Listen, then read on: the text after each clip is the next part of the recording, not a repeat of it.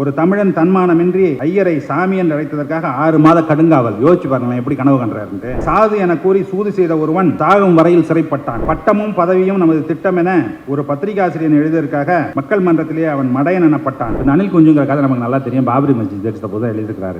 ஒரு பையன் ஆடிப்பாடி போய் கொண்டிருக்கும் பொழுது மரத்துல இருந்து ஒரு அணில் குஞ்சு தவறி விழுந்து விடுறாரு. இவன் வீட்டுல கொண்டு போய் வளர்ப்போம் அப்படின்னு சொல்லி போகும்போது ஒருத்தர் வந்து அப்ஜெக்ட் பண்றாரு. நீ ஏன் ராவத்தர் வீட்டு பையன், இது எங்க ராமருக்கு உண்டானது, நீ எதுல அதை போய் வளர்க்குறேன்னு பெரிய கலகம் வரப்போகுது. கலகம் வரும்போது பஞ்சாயத்து என்ன பண்றாங்கன்னா, சரி அணில் குஞ்சை விட்டுருவோம் சொன்னா அணில் குஞ்சை விட்டாக்க மேல இருந்து பறந்து வந்து பறந்து அணில் குஞ்சை தூக்கிட்டு போயிடுது. கடைசியில கலவரம் இல்லாமல் அணில் குஞ்சு தான் இவர்களை காப்பாற்றியது அப்படின்னு சொல்லி கதையை முடிக்கிறேன். அப்போ கதை வழியாக நமக்கு என்ன சொல்கிறார் என்று சொன்னால், அடுத்தது நலாயினின்னு ஒரு கதை. அதை படிச்சிங்கன்னு வச்சுக்கோங்க, இப்பெல்லாம் எவ்வளவு எழுத முடியுமான்னு தெரியல. சமுதாயத்தில் இருக்க அநியாயங்கள், கதை புராணங்களில் இருக்கக்கூடிய அநியாயத்தை கூட அவரால் பொறுக்க முடியாது. நலாயினியை பற்றி உங்களுக்கு தெரியும். அவர் வீட்டுக்காரருக்கு என்ன குஷ்டம் வந்துருது, சிற்றின்பம் தேடி இதுக்கு போகணுங்கிற தாசி வீட்டுக்கு. அப்ப இந்த அம்மா என்ன பண்ணுது, கூடையில வச்சு தலையில தூக்கிட்டு போய் அந்த தாசி வீட்டில் கதை தட்டி அந்த தலையை இறக்கி விட்டு திருப்பி வருது. இதுக்கப்புறம் தான் ட்விஸ்ட் இருக்கு. இது கலைஞர் வேலை. தோழி அவளுக்கு சொல்றா, நீ ஒன்னும் கவலைப்படாத, அடுத்த ஜென்மத்துல நீ திரௌபதியா பிறப்ப, ஒரு புருஷனுக்கு 5 புருஷன் இருப்பான். இதை எவனா எழுத முடியுமா அவரை தவிர? சாத்திரம், சமயம், கடவுள் அப்படிங்கிற பேர்ல இந்த தமிழ்நாட்டிலேயும் தமிழ் மக்களிடையே நிலவி வந்த மூட நம்பிக்கைகளை எள்ளி நகையாடுவது அப்படிங்கிறது வந்து அங்கங்க போற வழியில் அப்படி பேசிக்கிட்டே போயிட்டே இருக்கு. எல்லா கதாபாத்திரங்களும் எல்லா கதையிலையும் வந்து கொண்டே இருக்கிறது. சாமானிய மக்களுடைய அடித்தட்டு மக்களுடைய சமமாக நடத்தப்படவில்லை அப்படிங்கிற குமுறல் இருக்குல்ல, அதனுடைய வெளிப்பாடு தான் இருக்கக்கூடிய அத்தனை கதைகளுமே. அவருக்கு வந்து சாகித்ய அகாடமி அவார்டு வேண்டியதில்லை, பெரிய பெரிய ஞானபீட விருது அப்படிங்கிறதெல்லாம் கொடுக்க வேண்டியதில்லை. தமிழக மக்கள் வந்து அவருக்கு என்ன கொடுத்தார்கள் அப்படின்னு கேட்டீங்கன்னா, ஆட்சி அதிகாரத்தை கொடுத்தார்கள். திராவிட ஆட்சியில் நாம் என்ன எல்லாம் செய்தோம் என்றால், இந்த அவமானங்களில் இருந்து, இந்த சுயமரியாதை இழந்த சூழலில் இருந்து அவர்களை மீட்டெடுத்து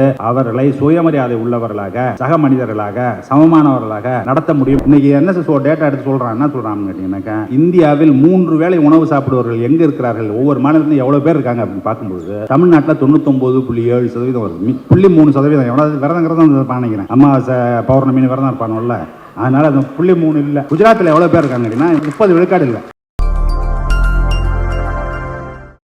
முத்தமிழறிஞர் கலைஞர் அவர்களின் சிறுகதை பூங்கா மக்கள் பதிப்பு நூலை வெளியிட்டு இதற்கு சிறப்புரையாற்ற உங்கள் முன்னால் நின்று கொண்டிருக்கிறேன். நேயர்கள் அனைவருக்கும் எனது வணக்கங்களை தெரிவித்துக் கொண்டு எனது உரையை தொடங்கலாம் என்று நினைக்கிறேன். நான் வந்து உங்களுக்குலாம் தெரியும், நான் வந்து பொருளாதாரம் படிக்கிற ஒரு ஆள். என்கிட்ட இந்த நூலை கொடுத்து, சிறுகதையை கொடுத்து, எனக்கு வந்து இதுக்கு நீங்கள் இதை பற்றி ஒரு தலைமை உரை நிகழ்த்தணும் அப்படின்னு சொல்கிறது வந்து எவ்வளவு பொருத்தமாக இருக்குன்னு எனக்கு தெரியல. அது நான் பண்ண மாட்டேன்னு சொன்னால் ராஜசார் கோச்சுக்குவார். ஏன்னா நாளைக்கு ஏதாவது புத்தகம் வேணும்னு ஃபோன் பண்ணணும்னு வச்சுங்க, மனசில் வச்சுருப்பாரு. வாழ்த்து சொன்னால் வாழ்த்து சொல்ல மாட்டேங்க, நம்ம புத்தகம் வேணும் மட்டும் நமக்கு ஃபோன் பண்ணுறான் பாருன்ட்டு. அதனால் சொன்னோன்னே அதுக்கு பயந்துட்டு ஒத்துக்கிட்டேன். சரிங்க, கண்டிப்பாக. ஏன்னா ஒரு தடவை அவர்கிட்ட ஃபோன் பண்ணி எனக்கு இந்த மாதிரி புலவர் குழந்தை எழுதிய ராவண காவியம் வேணும்னு அடுத்த நாளே கொடுத்து அனுப்பிச்சிட்டாரு. அதை நான் காப்பாற்றிக்கணும்ல அந்த இதை. அதனால் நான் வந்து உடனே சரின்னு சொல்லிட்டேன். நான் வந்து கதைகள் படிக்கிறது உண்டு. எப்படின்னு கேட்டிங்கன்னா, எனக்கு அதில் ஒரு ஆர்வம் இருக்கிறதுனால பொருளாதாரம் தவிர்த்து கதைகள்லாம் நிறைய படிக்கிறது உண்டு. அந்த வகையில் கலைஞருடைய கதைகளையும் படிப்போம். கலைஞர் மீது நமக்கு இருக்கக்கூடிய பற்றின் காரணமாக படிப்பதும் உண்டு.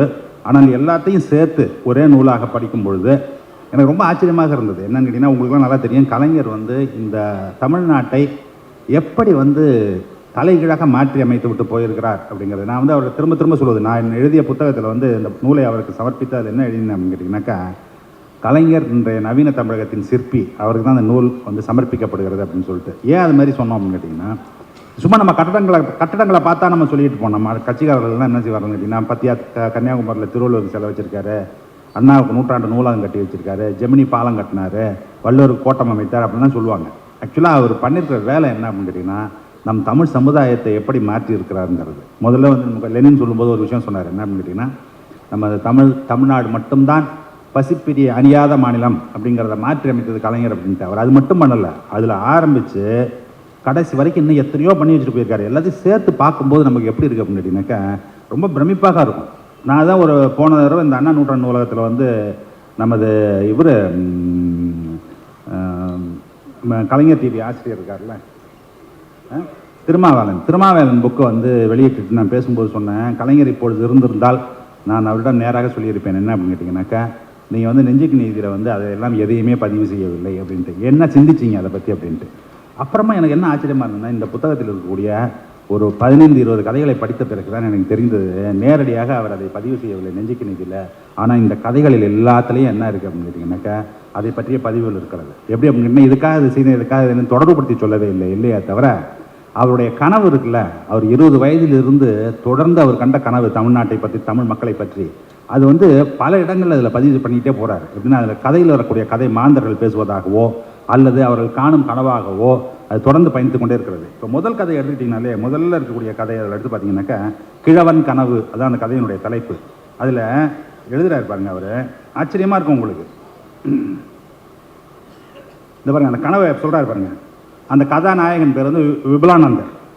அவர் வந்து காதலித்து மனம் பிடித்து அதற்கு பிறகு அங்கிருந்த ஊரில் இருந்தக்கூடிய ஒரு சதியினால் சிறைக்கு போக வேண்டிய ஒரு சூழல், சிறையிலிருந்து திரும்பி வந்த பிறகு மனைவியை பார்த்த பிறகு அவர் கனவு கண்டார். எப்படி கனவு கண்டார்னா, எங்கு பார்க்கினும் விடுதலை விருத்தம், எங்கும் சமதர்ம சங்கநாதம், தமிழொலியை அரசியலில் இணைத்து திராவிடர் உரிமையோடு உடைமையோடு உண்மையோடு உள்ள எழுச்சியோடு உவகை உந்த வாழ்த்திடும் வரலாறு. ஒரு தமிழன் தன்மானமின்றி ஐயரை சாமி என்று அழைத்ததற்காக 6 மாத கடுங்காவல். யோசிச்சு பாருங்களேன் எப்படி கனவு கண்டாருன்ட்டு. அடுத்தது, சாது என கூறி சூது செய்த ஒருவன் சாகும் வரையில் சிறைப்பட்டான். பட்டமும் பதவியும் நமது திட்டம் என ஒரு பத்திரிகாசிரியன் எழுதியதற்காக மக்கள் மன்றத்திலே அவன் மடையன் எனப்பட்டான். ஏழையை பார்க்க வேண்டும் என்ற ஆவல் மிகுதியாக ஏற்பட்டதான் ஆனிரைக்கோ என்ற தமிழனுக்கு. சாதி மதம் கடவுள்கள் என்ற கற்பனை பூச்சாண்டிகள் ஒரு காலத்தில் தமிழ்நாட்டில் உலவினை என்று உரநெஞ்சன் என்ற சரித்திர ஆசிரியர் திராவிட மீட்சி என்ற நூலில் குறிப்பிட்டிருந்தார். இந்தி எதிர்ப்பு, சிறைச்சாலை, தாளமுத்து நடராஜன் களப்பலி, தமிழை காக்க சிறை சென்ற பெண்மணிகளின் புறநானூறு, மானம் காக்க மணவர் செய்த கிளர்ச்சி, ஓமான் கடல் மறைத்த சர் செல்வம், தியாகம், நாயர், பனகல் என்பன போன்ற வரலாறுகள் விளக்கமாயின. வாழை வாழ் முத்தமிட வாழ்ந்தோம், ஆரியரிடம் தாழ்ந்தோம், அடியோடு வீழ்ந்தோம் இல்லை, அதோ நமது விடுதலை கொடி என காதல் ஒருவன் காதலியின்பால் உரைத்து அவ்வுரைக்கு 1000 முத்தங்கள் பரிசு பெற்றான். இன்று திராவிடம் மீட்சி பெற்ற நாள், திராவிட நாடு, திராவிடத்திற்கான தினம், திராவிடர் திருநாள் என இளைஞர்கள் எக்காலமிட்டு சென்ற தெருவில். இதுதான் அந்த கனவு. இப்படி இவர் என்ன நினைக்கிறார் அப்படின்னு கேட்டீங்கன்னாக்கா, ஒவ்வொரு கதையிலையும் வாய்ப்பு கிடைக்கும் பொழுதெல்லாம் இந்த கனவை பற்றி அவர் சொல்லிக்கிட்டே போகிறார். கனவை பட்டம் சொல்வதில்லை, போகிற வழியில் என்னன்னு கேட்டிங்கனாக்கா சாத்திரம், சமயம், அப்புறம் வந்து கடவுள் அப்படிங்கிற பேரில் இந்த தமிழ்நாட்டிலேயும் தமிழ் மக்களிடையே நிலவி வந்த மூட நம்பிக்கைகளை எள்ளி நகையாடுவது அப்படிங்கிறது வந்து அங்கங்கே போகிற வழியில் அப்படி பேசிக்கிட்டே போயிட்டே இருக்குது. எல்லா கதாபாத்திரங்களும் எல்லா கதையிலையும் வந்து கொண்டே இருக்கிறது. ரெண்டாவது அவர் பார்த்தீங்க அப்படின்னு சொன்னீங்கன்னாக்கா, சாமானிய மக்களுடைய அடித்தட்டு மக்களுடைய உள்ளம், அவருடைய குமுறல். என்ன குமுறல் அப்படின்னு கேட்டிங்கன்னாக்கா, அவர்கள் சமமாக நடத்தப்படவில்லை அப்படிங்கிற குமுறல் இருக்குல்ல, அதனுடைய வெளிப்பாடு தான் அதில் இருக்கக்கூடிய அத்தனை கதைகளுமே.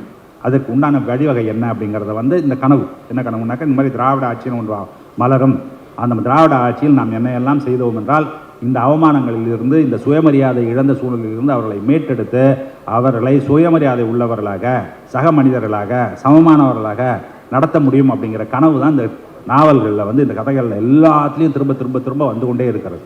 இப்போ இது போல் இன்னொரு இடத்துல பார்த்தீங்க அப்படின்னு சொன்னீங்கன்னு வச்சுக்கோங்க. இப்போ லெனின் சொன்னார் சீமான் வீட்டு சீக்காளி அப்படின்னு. அந்த கதையில் அவர் காண்ற கனவு என்ன அப்படி தெரியுமா? அவர் லெனின் வந்து இப்பொழுது இருக்கக்கூடிய அரசியல் சூழ்நிலையிலேருந்து அந்த பார்வையை பார்க்குறாரு. நான் எப்படி பார்க்குறேன் அப்படின்னு கேட்டிங்கனாக்கா, தமிழ்நாட்டில் இருந்தது அவருடைய கனவு என்னன்னு கேட்டிங்கனாக்கா, அந்த மாதிரி இந்த செல்லி மாதிரி ஒரு ஆள் இருக்குல்ல, அதற்கும் மருத்துவ வசதி வந்து எப்படி கிடைக்கணும் அப்படின்னு கேட்டிங்கனாக்கா, நீங்கள் சொன்னீங்களா 108 ஆம்புலன்ஸு, அதுபோல் நாய்க்கு கிடைக்கிற மருத்துவம் வந்து மனிதர்களுக்கு கிடைக்கிற மாதிரி நம்ம உருவாக்கணும் அப்படின்னா அவ்வளோ எளிமையாக ஆக்க வேண்டும் அப்படின்னு சொல்கிறது. இப்பொழுது நமது அரசு வந்ததற்கு பிறகு என்ன அப்படின்னு கேட்டிங்கனாக்கா, இன்னுயிர் காப்பம்னு ஒரு திட்டம் வச்சுருக்கோம். இந்த இன்னுயிர் காப்பம் திட்டம் அப்படின்னு கேட்டிங்கனாக்கா, அன்றைக்கி வந்து போன வாரத்தில் அதை செயல்படுத்தும் மருத்துவர்கள் வந்து எனக்கு எப்படி அது செயல்படுகிறது என்பதை விளக்கி சொல்லிவிட்டு போனார்கள். அதை கேட்டுட்டு எனக்கு ரொம்ப ஆச்சரியமாக இருந்தது. அமெரிக்காவில் இருக்கும் எனது முதல்வரிடம் பேசி கொண்டிருக்கும்போது சொன்னேன், நான் இந்த மாதிரி ஒரு திட்டங்க தமிழ்நாட்டில் செயல்பட்டுருக்கிறான். அவன் சொன்னால் இங்கேயே அது மாதிரி கிடையாது, இன்சூரன்ஸ் இல்லை அப்படின்னு சொன்னீங்கன்னாக்கா தெருவில் தான் கிடக்கணும். அங்கெல்லாம் இங்கே எப்படி இருக்குது அப்படின்னு கேட்டிங்கனாக்கா, ரோட்டில் வந்து ஆக்சிடென்ட் நடந்ததுன்னா நீ எந்த ஊருக்கான, நீ தெலுங்கு பேசுகிறியா, தமிழ் பேசுகிறியா, மலையாளம் பேசுகிறியா, அல்லது வந்து நீ பூணூல் போட்டிருக்கியா, குடுமி வச்சுருக்கியா, அல்லது நீ வந்து அமெரிக்காக்காரனா ஆஸ்திரேலியாக்காரனா எதுவும் பார்க்கறதில்ல. ஆக்சிடென்ட் ஆகிடுச்சுன்னா ஆக்சிடெண்ட்டை பொறுத்த வரைக்கும் அவன் ஆக்சிடென்ட் விக்டிம்.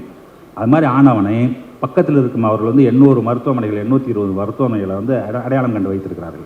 எப்படின்னு கேட்டிங்கன்னா, என்ன மாதிரி ஆக்சிடென்ட்டில் நடந்ததுன்னா என்ன மாதிரி பிரச்சனைகள் வரும் என்பதை ஏற்கனவே நமக்கு இருக்கக்கூடிய அனுபவத்திலிருந்து இந்தந்த மருத்துவமனைக்கு போனால் இந்தந்த ட்ரீட்மெண்ட்லாம் பாசிபிள் அப்படின்னு சொல்லி எம்பேனல் பண்ணி அந்த மருத்துவமனைக்கு நீங்கள் எடுத்து சென்றிருக்கீர்கள் என்று சொன்னால் முதல் 48 மணி நேரத்திற்கு ஆகக்கூடிய செலவு அது வந்து 1 லட்ச ரூபாயில் இருந்தது. இப்பொழுது இந்த அரசு இப்போ அசம்பிளியில் தான் அனௌன்ஸ் பண்ணாங்க 2 லட்ச ரூபா வரைக்கும் அரசே செலவுக்கு உண்டான பணத்தை கொடுத்து விடும் அப்படின்ட்டு. ஏன் அதை செய்கிறோம்னு பார்த்தீங்க அப்படின்னாக்கா, முதல்ல வந்து மருத்துவமனையில் கொண்டு போய் சேர்க்கும்போது யார் பணம் கட்டுவாங்கன்னா டாக்டர்ஸ் என்ன பண்ண மாட்டாங்க, அட்டன் பண்ண மாட்டாங்க. அந்த மாதிரி சூழ்நிலை இருக்கக்கூடாது. ஏன்னு கேட்டிங்கன்னா, ஃபஸ்ட்டு ஆக்சிடென்ட் ஆச்சுனாக்கா 48 மணி நேரத்திற்கு என்ன சொல்லுவார்கள் சொன்னால் அது வந்து கோல்டன் ஹவர்னு சொல்லுவாங்க. அந்த கோல்டன் ஹவரில் அதை அட்ரஸ் பண்ணிங்க அப்படின்னு சொன்னால் பெரும் சேதாரங்களிலிருந்து நம்ம வந்து ஆக்சிடென்ட் காப்பாற்ற முடியும். அந்த போன்ற ஒரு திட்டம் தமிழ்நாட்டில் செயல்பட்டு கொண்டிருக்கிறது என்பதை கோயம்புத்தூரில் இருக்கக்கூடிய கங்கா ஆஸ்பத்திரி இருக்குல்ல, உங்களுக்குலாம் தெரியும் அந்த ஹாஸ்பிட்டலை பற்றி. அதான் ரொம்ப ஃபேமஸான ஹாஸ்பிட்டல். ஆக்சிடென்ட் ஆச்சுனாக்கா அங்கே தான் அழைச்சிட்டு போவாங்க. அதாவது கை தனித்தனியாக போச்சுன்னா கூட ஒட்ட வச்சு சரி பண்ணக்கூடிய அளவுக்கு ரொம்ப சொஃபிஸ்டிகேட்டான ஹாஸ்பிட்டல் அது. அந்த ஆஸ்பத்திரியினுடைய நிர்வாக டாக்டர் அவர் வந்திருந்தார் அன்றைக்கி அந்த மீட்டிங்கு. அவர் வந்து என்கிட்ட என்ன சொன்னார்னு கேட்டிங்கன்னா, இது போன்ற ஒரு திட்டம் தமிழ்நாட்டில் செயல்பட்டு கொண்டிருக்கிறது அப்படிங்கிறத வந்து பக்கத்தில் இருக்கக்கூடிய ஒரு மாநிலத்தினுடைய சுகாதார அமைச்சரும் முதலமைச்சர் அவர் 2 பேரையும் சந்தித்த பொழுது அவர் சொல்லியிருக்காரு, இந்த மாதிரி நாங்கள் தமிழ்நாட்டில் பண்ணிகிட்டு இருக்காங்க அப்படின்ட்டு.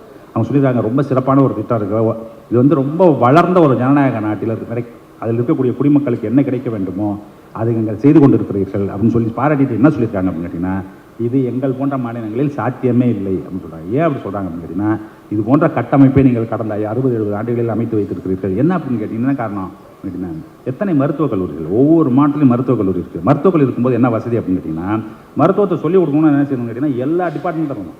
அப்போ தான் நீங்கள் மருத்துவத்தை சொல்லிக் கொடுக்க முடியும். ஆஸ்பத்திரினா எல்லா டிபார்ட்மெண்ட் இருக்கணும்னு அவசியம் கிடையாது. ஆனால் மருத்துவக் கல்லூரின்னு என்ன இருக்கணும், எல்லா டிபார்ட்மெண்ட்டும் இருக்கணும். அந்த எல்லா டிபார்ட்மெண்ட்டும் இருக்கிறதுனால தான் என்ன செய்ய முடியுது அப்படின்னு கேட்டிங்கன்னாக்கா நம்மளால் அது மாதிரி உயர் சிகிச்சை அளிக்க முடியாது. அதே கூட்டத்துக்கு வந்திருந்த மற்றொரு மருத்துவர் என்ன சொன்னார் அப்படின்னு கேட்டிங்கன்னா, கேத் லேப்னு சொல்லுவோம். இதுனா ஹார்ட் அட்டாக் வருது இல்லை, ஹார்ட் அட்டாக் வந்துனாக்கா உடனே என்ன பண்ணணும், ஸ்டென்ட் வைக்கிறது இருக்குல்ல, அதை வைப்பதற்கு உண்டான கருவி இருக்குல்ல, அதுக்கு பேர் கேத் லேப்னு பேர். அந்த கருவி பெரும்பாலான மருத்துவக் கல்லூரி மருத்துவமனைகளில் தமிழ்நாட்டில் நிறுவப்பட்டுள்ளது.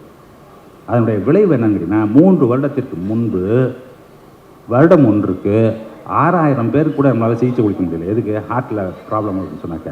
இப்பொழுது அது எந்த அளவுக்கு அதிகமாக இருக்கிறதுன்னு சொன்னால் 600 பேர் படிக்கிட்டு இருந்த இடத்துல இப்பொழுது 30,000 பேருக்கு பண்ணுறாங்க. அப்படி என்று சொன்னால் இந்த மருத்துவ கட்டமைப்பை எப்படி கட்டி அமைத்திருக்கிறோம், அந்த கனவு இருக்குல்ல, அதெல்லாம் கட்டி அமைக்கணுங்கிற கனவு இருக்குல்ல, அதுதான் கதை வடிவத்தில் வருது. என்ன கதவாக வருது அப்படின்னு கேட்டிங்கனாக்கா, இந்த மாதிரி வந்து ஒரு ஃபயர் ஆக்சிடென்ட் ஆகி வரக்கூடிய ஒரு பெண்ணை பார்ப்பதற்கு நம்ம சமுதாயத்தில் அதுக்கு உண்டான அமைப்பு இல்லை, அதை பற்றி யாருக்கும் அக்கறை இல்லைங்கிற மாதிரி அரசு செயல்படக்கூடாதுங்கிற எண்ணம் இருக்குல்ல, அந்த எண்ணத்தினுடைய வெளிப்பாடு தான் இந்த மாதிரி ஒரு கதை. அப்படி தான் நான் அதை பார்க்குறேன். அதே போல் அணில் குஞ்சுன்னு ஒரு கதை. அப்புறம் வந்து நம்ம மாவட்ட செயலர் வந்து வந்தோன்னே கௌரவ ஆசிரியர்கிட்ட கேட்டார், இதெல்லாம் இந்த கதையெல்லாம் எப்போ எழுதினாருன்னு. ரொம்ப ஒன்றும் குறிப்பு இல்லையா, குறிப்பு தான் நல்லா இருந்திருக்குங்க அப்படின்னு அவர் சொல்லும்போது நான் அவர்கிட்ட சொன்னேன், எல்லா கதைக்கும் நம்ம குறிப்பு வச்சு கண்டுபிடிக்க முடியாது, ஆனால் சில கதைகளில் கண்டுபிடிச்சிடலாம். இப்போ இந்த அணில் குஞ்சுங்கிற கதை நமக்கு நல்லா தெரியும், பாபரி மஸ்ஜித் ஜெயிச்ச போது தான் எழுதியிருக்கிறாரு. அந்த கதையை வந்து எப்படி அவர் எழுதுகிறாரு என்று சொன்னால், ஒரு பையன் அவன் வந்து என்ன செய்கிறான்னா, ஆடி பாடி போய் கொண்டு இருக்கும்பொழுது மரத்திலிருந்து ஒரு அணில் குஞ்சு தவறி விழுந்து விடுறாரு. இவன் வீட்டில் கொண்டு போய் வளர்ப்பான் அப்படின்னு சொல்லி போகும்போது ஒருத்தர் வந்து அப்ஜெக்ட் பண்ணுறாரு. என்ன அப்ஜெக்ட் பண்ணுறாருன்னா, நீ ஏன் ராவத்தூர் விட்ட பையன், இது எங்கள் ராமருக்கு உண்டானது, நீ எதுக்கு அதை போய் வளர்க்குறேன்ட்டு பெரிய கலகம் வரப்போகுது. கலகம் வரும்போது பஞ்சாயத்து பண்ணி என்ன பண்ணுறாங்கன்னா, சரி அணில் குஞ்சை விட்டுருவோன்னு சொன்னால் அணில் குஞ்சை விட்டாக்க மேலேருந்து பறந்து அணில் குஞ்சை தூக்கிட்டு போயிடுது. கடைசியில் கலவரம் இல்லாமல் அணில் குஞ்சு தான் இவர்களை காப்பாற்றியது அப்படின்னு சொல்லி கதையை முடிக்கிறேன். அப்போது கதை வழியாக நமக்கு என்ன சொல்கிறார் என்று சொன்னால், நீங்கள் வந்து கலகத்தை மூட்டுகிறீர்கள், சமத்துவத்தை சமநிலையை ஏற்படுத்துகிறீர்கள், வெறுப்பு அரசியலை விதைக்கிறீர்கள், அதுபோல் வந்து இது வந்து நாட்டுக்கு நல்லதில்லை அப்படிங்கிறத சொல்வதற்கு தான் பாரு அது குஞ்சு பருந்து வந்து தூக்கிட்டு போகுதுங்கிறது என்ன அடையாளம் அப்படின்னு கேட்டிங்கன்னாக்கா, அவனை வாழ விடாமல் செய்வது அப்படிங்கிறது தான் அவனுடைய அடையாளம். அதுபோல் ஒரு சூழலை என்ன பண்ணுகிறார்கள் இந்த கதையின் வழியாக அவர் வந்து திரும்ப திரும்ப பதிவு செய்து கொண்டே போகிறார். அடுத்தது நலாயினின்னு ஒரு கதை, அதை படிச்சிங்கன்னு வச்சுக்கோங்க. இப்போல்லாம் இவனால் எழுத முடியுமான்னு தெரியல எனக்கு. என்ன அப்படிங்கன்னா, நலாயினியை பற்றி உங்களுக்கு தெரியும். அவர் வீட்டுக்காரருக்கு என்ன அது குஷ்டம் வந்துடுது. அவர் வந்து என்ன செய்கிறாரு, சிற்றின்பம் தேடி இதுக்கு போகணுங்கிறாரு, எங்கள் தாசி வீட்டுக்கு. அப்போ இந்த அம்மா என்ன பண்ணுது, கூடையில் வச்சு தலையில் தூக்கிட்டு போய் அந்த தாசி வீட்டில் கதவை தட்டி அந்த தலையை இறக்கி விட்டு திருப்பி வருது. இதுக்கப்புறம் தான் ட்விஸ்ட் இருக்குது. இது கலைஞர் வேலை. இது என்ன தெரியுமா, வந்து படுத்ததுக்கப்புறம் கதையில் புராணங்கள் இருக்கக்கூடிய அநியாயங்களோடு அவரால் பொறுக்க முடியல. சமுதாயத்தில் இருக்க அநியாயங்களில் கதை புராணங்கள் இருக்கக்கூடிய அநியாயத்தை கூட அவரால் பொறுக்க முடியாது. நலாயினி என்ன நினைக்கிறது தெரியுமா, வீட்டுக்கு வந்தோம் அது தோழிகிட்ட சொல்லுது. அந்த தோழி சொல்கிறா, நீ வந்து என்னடா இப்படி பதிவிரதையாக இருக்கிய, வீட்டுக்காரன் சொன்னான்னா எதுக்கு விருப்பப்பட்டாலும் உடனே சேர்த்து தயாராக இருக்கிய அப்படிலாம் சொல்லி பாராட்டும் போது அது சொல்லுது, போடி பைத்தியக்காரி, அவன் உடம்பை என்னால் தொட முடியுமா, எனக்கு ஆசை இல்லையா, எனக்கு ஆசை இருக்கிறது, என் ஆசையெல்லாம் தீயை அணைக்கிற மாதிரி அணைச்சிக்கிட்டு நான் வந்து பொறுமை காத்து கொண்டு இருக்கிறேன், அங்கே போய் தொலைகிட்டோன்னு கொண்டு போய் நான் தான் அதனால தான் விட்டுட்டு வந்துட்டேன்னு சொல்கிறது மட்டுமல்ல, என்னுடைய விரகதாபத்தை நான் என்ன செய்வதுன்னு அவள் கேட்கும்பொழுது அவன் தோழி அவளுக்கு சொல்கிறா, நீ ஒன்றும் கவலைப்படாத, அடுத்த ஜென்மத்தில் நீ திரௌபதியாக பிறப்ப, ஒரு புருஷனுக்கு 5 புருஷன் இருப்பான். இதை எவனா எழுத முடியுமா அவரை தவிர? என்ன மாதிரி தீர்வு பாருங்க அந்த பொண்ணுக்கு, இந்த மாதிரி ஒரு தீர்வு. அதில் அடுத்தது வந்து ஏழைன்னு வருது. அந்த ஏழைங்கிற கதையில் எப்படி தெரியுமா, மனுஷனை வந்து மனுஷனாக நடத்தப்படாதது தான் கதையை கோரை. அதனால தான் வந்து நான் என்ன நினைக்கிறேன் அப்படின்னு கேட்டிங்கனாக்கா, தமிழகத்தில் சாப்பாட்டுக்காக போய் தன்னுடைய சுயமரியாதை இழப்பது அப்படிங்கிற சூழ்நிலையை மாற்றி அமைத்ததற்குள்ள இந்தியாவிலே வேறு எந்த மாநிலத்திலும் கிடையாது. தமிழ்நாட்டில் மட்டும் அவர் செய்து காட்டி விட்டு போயிருக்கிறார். அதனுடைய விளைவு தான் இன்னைக்கு என்எஸ்எஸ் ஒரு டேட்டா எடுத்து சொல்கிறான். என்ன சொல்கிறான்னு கேட்டிங்கன்னாக்கா, இந்தியாவில் 3 வேளை உணவு சாப்பிடுவர்கள் எங்கே இருக்கிறார்கள், ஒவ்வொரு மாநிலத்திலும் எவ்வளோ பேர் இருக்காங்க அப்படின்னு பார்க்கும்பொழுது தமிழ்நாட்டில் 99.7% வருது. 0.3% எவ்வளோ விரதங்கிறதும் நினைக்கிறேன். அமாவாசை பௌர்ணமின்னு விரதம் இருப்பானுல்ல, அதனால் அது 0.3 இல்லை. மீதி எல்லாம் 99% பேர் என்ன இருக்காங்க அப்படின்னா 3 வேளை சாப்பிடுவார்கள். அதே மாதிரி கேரளாவில் இந்த 2 மாநிலத்தில் 99 பேர் 3 வேளை சாப்பிட்றாங்க. குஜராத்தில் எவ்வளோ பேர் இருக்காங்க அப்படின்னா 30 விழுக்காடு இல்லை. அந்த மாதிரி ஒரு சூழல் இருக்கிறது. அந்த மாதிரி ஒரு சூழலை மாற்றி அமைத்து காட்டியது தான் இது. அதுக்கு உண்டான கதை தான் என்னன்னு கேட்டிங்கன்னாக்கா இந்த ஏழை அப்படிங்கிறது. அதுபோல் மயிலழகுன்னு ஒரு கதை. அந்த மயிலழகுங்கிற கதையில் வந்து மதம் சார்ந்த வேற்றுமையை வந்து எப்படி எடுக்கிறாருனாக்கா, வரலாற்று புதினமாக அதை படைத்து மதுரை மாநகர வீதிகளிலே சமணர்களுக்கும் சைவர்களுக்கும் நடக்கக்கூடிய சண்டையில் சமண துறவிகள் எப்படி வெட்டி கொல்லப்படுகிறார்கள் அப்படிங்கிறத பார்த்துட்டு ஒருவன் வீண்டெழுது அந்த கதையை வந்து அந்த கதையினுடைய நாயகன் அப்படின்னு இருக்கான். என்ன அப்படின்னு கேட்டிங்கனாக்கா, என்னடா அது ஊர் மதத்தின் பெயரால் ஒருத்தனை அழித்து ஒழிப்பதுங்கிறது எந்த விதத்தில் நியாயம் அப்படின்னு வெகுண்டெடுக்கிற கதை தான் அந்த மயிலழகுங்கிறது. அடுத்தது வந்து முத்துமாலைன்னு ஒரு சிறுகதை. அதில் வந்து எப்படி இருக்கும் அப்படின்னு கேட்டிங்கனாக்கா, காதலா அதாவது நாட்டு மக்களின் உரிமையா அப்படின்ட்டு அந்த முடிவு வரும்பொழுது, அந்த கேள்வி வந்து அவன் ஒருத்தனிடம் வந்து நிற்கும் பொழுது அந்த கதையினுடைய கதாநாயகன் என்ன முடிவு பண்ணுறாங்கன்னா, நாட்டு மக்களின் உரிமை தான் மிகவும் முக்கியம் அப்படின்னு சொல்லிட்டு அந்த முடிவுக்கு வருகிறான். அடுத்து ஒரு கதையில் அருவின்னு ஒரு கதை. அது ரொம்ப சுவாரஸ்யமான ஒரு கதை. அந்த கேரக்டர் வந்து ஆக்சுவலாக அவரு இருப்பான்னு எனக்கு ஒரு சந்தேகம் இருக்குது. ஏன் சந்தேகம் இருக்குன்னு கேட்டிங்கன்னா, ஒரு காதலன் ஒரு காதலி, அந்த காதலன் வந்து அருமையாக ஓவியம் வரையக்கூடியவன். அந்த காதலி என்ன சொல்கிறான், என்னை பற்றி ஒரு என்ன ஒரு ஓவியமாக வரைந்திருக்கிறான்னு கேட்கும்போது வரைந்திருக்கிறேன் அப்படின்னு சொல்கிறான். சரி, ஒரு 10 நாள் உனக்கு நேரம் கொடுத்துட்டு அவள் போயிடுறா, வெளியூர் போயிடுறா. திரும்பி வந்ததுக்கப்புறம் அவள்கிட்ட கேட்குறா, நீ வரைஞ்சிட்டேன், நான் ரெடியாக இருக்கேன் அப்படின்ட்டு. சரி காட்டுங்கிறான். பார்த்தாக்கா அருவியிலிருந்து கொளுத்தி விட்டு வந்து அமர்ந்திருப்பது போல் அந்த ஓவியம் படைக்கப்பட்டிருக்கிறது. அவள் ஒன்று ஒன்றா சொல்லிகிட்டே வர்றாரு. வேறு அந்த கதாநாயகன் சொல்கிறார், இதுக்கு பற்றியா, ஏன் குடம் வச்சுருக்கேன் பற்றியா, ஏன் முடி இப்படி வச்சுருக்கேன் பற்றியா, ஏன் உன் கண்ணை இப்படி இருக்கு பற்றியா, ஏன் ஓடி இப்படி பற்றியா, ஒன்று ஒன்றா விவரிச்சுட்டே வரும்போது ரொம்ப எல்லாம் சிறப்பாக இருக்குது, ரொம்ப மகிழ்ச்சியாக இருக்குது, நான் இவ்வளோ அழகாக இருக்கேன் அப்படின்னா பெண் கேட்டுகிட்டே வர்றான். கடைசியில் ஒரு திடீர்னு அந்த பொண்ணு சிரிக்குது.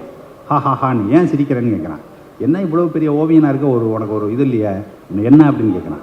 அருவியில் குளிச்சு வந்தவளுக்கு பொட்டு அழியாமல் இருக்குமா, நெத்தியில் பொட்டு இருக்கு பாருங்க அப்படின்ட்டு. இந்த ஓவியனுக்கு வந்து தாங்க முடியல அந்த தவறை. என்ன செய்கிறான் அப்படின்னு கேட்டிங்கனாக்கா, ஓடி போய் அவனுடைய ஸ்டூடியோ வச்சுருப்பால பெயிண்ட் பண்ணுறதுக்கு அந்த இடத்தை கொளுத்தி விட்டு அங்கே இருக்கும் அருவியல் குறித்து தற்கொலை செய்து கொடுக்குறான். அப்படின்னு என்னன்னு கேட்டிங்கன்னா, லெனின்லாம் தெரியும், உங்களுக்கும் தெரியும்னு நினைக்கிறேன். எப்படி அப்படின்னு கேட்டிங்கன்னாக்கா, அவருக்கு கண்டிப்பாக தெரியும். ராஜசருக்கு ஏன்னு கேட்டிங்கன்னா, அவர் புத்தகம் பதிப்பித்தவர். எப்படின்னா, ஒரு ஒற்றுப்படை இருந்ததுன்னா கூட அவரால் பொறுக்க முடியாது இல்லையா. டிராஃப்ட் பார்த்தாருன்னா அவர் கண்ணில் பட்டுறது முதல்ல இது என்னன்னு கேட்டிங்கன்னா, என்ன தவறு இருக்கிறதுங்கிறது.